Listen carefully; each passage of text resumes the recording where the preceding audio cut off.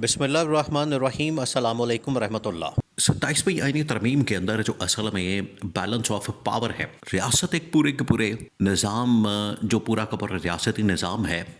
وہ ایک balance of power کے نتیجے میں کھڑا ہوتا ہے۔ اور ریاستی 3 پلر ہوتے ہیں، جس کے اندر لیجسلیچر، پھر اس کے بعد عدلیہ، اور اس کے بعد گورنمنٹ یعنی حکومت وقت یا ایگزیکٹو۔ ان میں سے تینوں کے متعلق جو اس وقت یہ ترمیم کی جا رہی ہے، سب سے زیادہ اگر کوئی افیکٹ ہو رہا ہے، سب سے زیادہ اگر کسی ادارے کے اوپر، ریاستی پلر کے اوپر اثرات آ رہے ہیں، وہ ہے پاکستان کی عدلیہ۔ باقی جو گورنمنٹ ہے، جو اس وقت موجودہ سیٹنگ گورنمنٹ ہے، وہ اور جو پارلیمنٹ ہے، وہ تو ٹھیک ہے، پارلیمنٹ کو ایک ربر اسٹیمپ کے طور پر استعمال کیا جا رہا ہے، اپنے مقصد کے لیے، اپنے مفاد کے لیے، اپنے فائدے کے لیے، اپنے انٹرسٹ کے لیے اس کو استعمال کیا جا رہا ہے۔ اور موجودہ جو سیٹنگ گورنمنٹ ہے، وہ اپنی گورنمنٹ کو، حکومت کو طوالت دینے کے لیے، دوام دینے کے لیے، طول دینے کے لیے، اقتدار کو لمبا کرنے کے لیے، مضبوط کرنے کے لیے، ان کے خیال میں ان کو ایسا لگتا ہے، حالانکہ ایسا نہیں ہے۔ تاریخ کے اندر اگر آپ دیکھیں، 2 منٹ کے لیے آپ تاریخ کے اوپر نظر دوڑائیں تو آپ کو پتہ لگ جائے گا۔ تاریخ میں اس طرح کی بے شمار مثالیں موجود ہیں، تاریخ کے اندر اس طرح کی بے شمار مثالیں بھی ہیں، واقعات بھی ہیں، ریفرنسز بھی ہیں، جہاں پر حکومتوں نے، اقتدار کے اندر بیٹھے ہوئے حکمرانوں نے اپنے آپ کو مضبوط کرنے کی ان سے کہیں زیادہ کوششیں کی۔ آپ اس کو ذرا امیجن کریں، آج جو ان کی جانب سے کوشش کی جا رہی ہے، آج جو ان کی جانب سے یہ جو سارا کچھ کیا جا رہا ہے، یہ تو ایک سائڈ پر ہو گیا۔ ان سے کہیں زیادہ کوششیں ماضی کے اندر حکمرانوں کی جانب سے کی جا چکی ہیں۔ بڑے بڑے ڈکٹیٹر آئے، بڑے بڑے ہٹلر آئے، بڑے بڑے حکمران آئے، لیکن جب ان کی باری جانے کا وقت آیا، جب ان کی باری آئی جانے کی، 2 منٹ نہیں لگے، گھر چلے گئے۔ اور آج ان کا نام و نشان نہیں، آج وہ بالکل گمنامی کی زندگی میں چلے گئے ہیں۔ آج ان کا کوئی نام لینے والا نہیں، ان کو یاد کرنے والا نہیں۔ تو یہ حکمرانی بالکل اسی طرح کی ہوتی ہے۔ یہ پانی کا بلبلہ ہوتا ہے، یہ وقتی طور پر نظر آتا ہے، پھر اس کے بعد ختم ہو جاتا ہے، اور پھر نام و نشان نہیں اس کا رہتا۔ تو آج یہ جو حکمرانوں کی جانب سے، گورنمنٹ کی جانب سے، پارلیمنٹ کو استعمال کرتے ہوئے ربر اسٹیمپ کے طور پر عدلیہ کے اوپر جو حملہ کیا گیا ہے، یہ اس کے اثرات بڑے دورس نکلنے والے ہیں۔ ابھی وقتی طور پر تو ان کو ایسا لگتا ہے کہ حکومت کی سہولت کاری کے لیے، موجودہ گورنمنٹ کی حکمرانوں کی سہولت کاری کے لیے،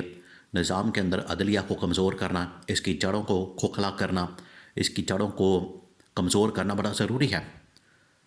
ایک تو اس کو کمزور کر دیا جائے، دوسرا اس طرح کی عدلیہ، اس طرح کے ججز لا کے بٹھا دیے جائیں جو کہ حکومت کی مکمل سہولت کاری کریں۔ عمران خان پہلے اس حوالے سے پریڈکشن دے چکا تھا کہ ان کے جو ٹارگٹس ہوں گے، وہاں پر اسٹیبلشمنٹ کو کنٹرول کرنے کے ساتھ ساتھ ان کا جو ٹارگٹ ہوگا عدلیہ ہوگا، کہ عدلیہ کو بھی یہ مکمل طور پر یہ لولا لنگڑا اور مفلوج قسم کا بنا دے، تاکہ یہ گورنمنٹ کے خلاف کوئی فیصلہ نہ کر سکیں۔ لیکن آج بھی عدلیہ کے اندر ایسے ججز موجود ہیں، اور ایسے ججز کی تعداد تقریباً کوئی 10 کے قریب ہے۔ آج پاکستان بھر میں دیکھیں، مغلاں کی جانب سے ایک بڑا زبردست کام کیا گیا۔ جب یہ آئینی ترمیم کی جا رہی ہے، آئینی ترمیم کو پاس کرنے کے پروسیس میں ڈال دیا گیا ہے، اس کے اوپر کام شروع کر دیا گیا ہے، اور یہ ترمیم کی جا رہی ہے، ترمیم ہو رہی ہے۔ اب اس میں ہوا یہ ہے کہ عدلیہ کے اندر، سپریم کورٹ پاکستان میں عدلیہ کے اندر آپ کو بتایا کہ یہ ایک بہت بڑی مداخلت ہے، ایک بہت بڑا حملہ ہے، اور پچھلے تقریباً کو ایک سال سے آپ ذرا امیجن کریں، اندازہ کریں، اس قسم کی خوفناک قسم کی مداخلت، بڑی خطرناک قسم کی مداخلت عدلیہ کے اندر کی جا رہی ہے، اور طریقے ایسے خوفناک اپنائے جاتے ہیں کہ ججز کے گھروں میں گھس آتے ہیں، ججز کے بیڈ روموں میں گھس آتے ہیں، ان کے میاں بیوی کی جو پرائیویٹ لائف، پرائیویٹ ویڈیو اور رات کے وقت کی وہ بنائی جاتی، کیمرے لگائے جاتے ہیں ان کے بیڈ روم کے اندر گھس کے، ان کی پرائیویٹ ویڈیوز بنائی جاتی ہے، ننگی ویڈیوز، گندی ویڈیوز بنائی جاتی ہیں، تاکہ ان کو بلیک میل کیا جا سکے، اپنی مرضی کے فیصلے کروائے جا سکے۔ ان کو ایک گھر والوں کو اٹھایا جاتا ہے، بیوی بچوں کو اٹھایا جاتا ہے، قائم کیا جاتا ہے، ان کے خاندان والوں کو غائب کیا جاتا ہے، تاکہ ان کو پریشرائز کیا جائے اپنی مرضی کے فیصلے کروانے کے لیے۔ یہ کام ہو رہا تھا، کیونکہ اس وقت اپنی مرضی کے ججز نہیں بیٹھے ہوئے تھے، اپنی مرضی کی مداخلت نہیں ہو سکتے تھے. تب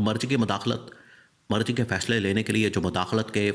حربے ہتھ کنڈے استعمال کیے جاتے تھے وہ اس طرح کے ہوتے تھے، وحشیانہ قسم کے، پرتشدد قسم کے. تو انہوں نے یہ راستہ نکالا کہ کیوں نہ ڈائریکٹ اس کے اوپر کنٹرول کیا جائے، عدلیہ کے اوپر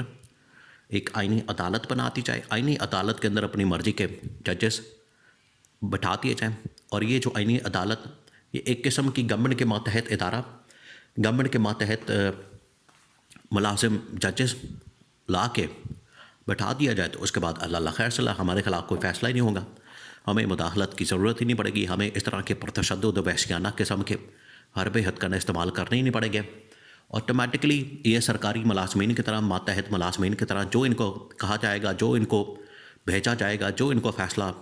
سنانے کو واٹس ایپ پہ کہا جائے گا، یہ وہی فیصلہ سنا دیں گے. لیکن آج بھی سپریم کورٹ آف پاکستان کے اندر اس وقت ججز اس طرح کے، جسٹس منصور علی شاہ وکلا نے کہا ہے کہ فوراً فل کورٹ میٹنگ بلائی جائے، یا پھر جوڈیشل کونسل یا جوڈیشل کمیشن کا اجلاس بلایا جائے، تاکہ یہ جو 27ویں آئینی ترمیم، پہلے 26ویں اور اس کے بعد اب 27ویں، اس ترمیم کا جائزہ لیا جائے، اس کی جانچ پڑتال کی جائے، اس کو مکمل طور پر دیکھا جائے،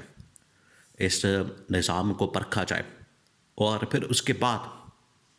یہ فیصلہ کیا جائے کہ یہ ترمیم کیا ملک کے حق میں ہے، ملک کے مفاد میں ہے، اس سے فائدہ ہوگا، بینیفٹ ہوگا، یا اس کا نقصان ہوگا. یہ کہا گیا ہے. یہ اب باقاعدہ فل کورٹ کی ڈیمانڈ کی جا رہی ہے، مطالبہ کیا جا رہا ہے کہ اس کو کیا جائے، اس کے اوپر عمل درآمد کیا جائے، اس کے اوپر امپلیمنٹیشن کی جائے، کیونکہ اس وقت پورا کا پورا جو عدلیہ کا نظام ہے اسٹیک پہ لگ چکا ہے. 5 ججز وہ سپریم کورٹ کے، اور 5 ججز وہ اسلام آباد ہائی کورٹ کے، جو ڈٹ گئے عمران خان کے نظریے کے ساتھ. انہیں چاہیے، استعفوں کی حالانکہ بات ہو رہی ہے کہ کسی وقت بھی وہ استعفیٰ دے سکتے ہیں، پریس کانفرنس کر سکتے ہیں، عدلیہ سے باہر آ سکتے ہیں. انہیں چاہیے پریس کانفرنس کریں، استعفے اناؤنس کریں، عمران خان کے پاس سے ملاقات کریں، اس کے پاس جا کے بات کریں، اور پی ٹی آئی کے پلیٹ فارم سے آخرکار تحریک کو لانچ کرتے ہیں. انہیں تانوں کا سامنا کرنا پڑے گا کہ دیکھیں اصلیت ان کے سامنے آ گئی، لیکن جو حق اور سچ کے اوپر کھڑا ہوگا، جو حق اور سچ کی بات کرے گا، اس کو کسی کے ساتھ بھی لنک کر دیا جائے، اس سے فرق نہیں پڑتا. لیکن حق اور سچ کی بات کرنا یہ آج کے وقت میں